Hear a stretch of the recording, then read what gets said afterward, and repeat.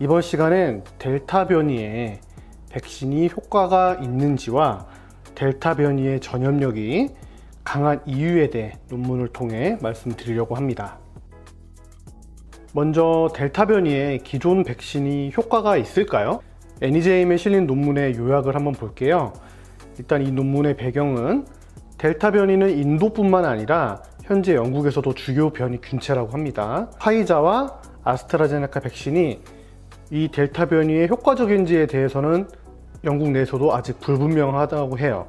그래서 어떤 연구 방법을 썼냐면 델타 변이 혹은 알파 변이로 인해 유발되는 증상에 대해서 백신의 효과가 있는지 환자 대조군 연구를 시행을 했다고 합니다. 이 변이라고 하는 거는 스파이크 유전자 단백질의 변화가 일어나는 거잖아요. 이 스파이크 유전자의 상태에 근거해서 변이를 조사를 했고, 영국의 모든 코로나19 증상에 대한 데이터를 사용을 했고, 환자의 예방접종 상태에 따라서 두 변이가 있는 사례의 비율을 확인했다고 해요. 결과를 보면 화이자와 아스트라제네카 백신 1회를 접종한 후에 그 효과가 굉장히 낮았다고 해요.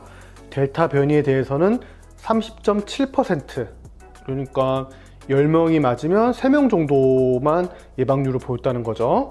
그리고 알파 변이에 대해서는 48.7%, 델타 변이보다는 알파 변이에 화이자 백신과 아스트라제네카 백신이 효과가 있었다라고 생각이 되네요. 그 화이자 아제 백신, 아스트라제네카 백신은 모두 결과값은 비슷했다고 합니다. 그런 백신 2회 접종한 후에 결과를 알아보겠는데요.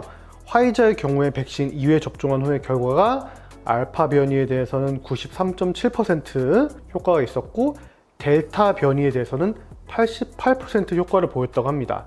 보통 화이자 백신은 95% 정도의 그 코로나 감염 예방률 효과가 있다는 걸 알고 있는데, 알파 변이에는 아주 유사한 결과를 보이지만 델타 변이에서는 약간 떨어진 효과를 보입니다. 그래도 1회 접종한 것 비해서는 2회 접종 시 훨씬 더 효과가 높아지는 것으로 확인이 됐습니다.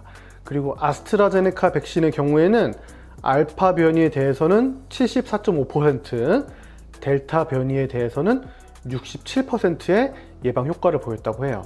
결론을 보면 1회 백신 접종으로는 변이를 예방하기는 어렵고 2회 백신 접종의 근거를 제시했다고 생각이 됩니다. 제 생각에는 좀 맞을 수 있다면 그래도 예방 효과가 높은 백신을 맞는 게 더 나아 보이고요. 이번 연구에는 모더나라든지 존슨앤존슨, 얀센 백신에 대해서는 다루지 않았기 때문에 일단은 비교군이 조금 제한적이긴 하지만 그래도 화이자 쪽이 조금 더 선호되지 않나 생각이 됩니다. 두 번째 논문은 델타 변이가 전염력이 강한 이유에 대해 밝힌 연구인데요. 이 연구는 델타 변이에 감염된 환자를 검사했을 때 코로나 바이러스 초기 감염 균주가 있거든요. 19A/19B라는 건데요. 이것에 비해서 1000배나 높은 바이러스 역할을 보였다고 합니다. 이로 인해서 델타 변이 감염이 되면 초기에 아주 강력한 전파를 보이는 이유가 아무래도 내 몸 안에 바이러스 균이 많으니까 더 많이 뿜어낼 수 있다고 하는 거죠.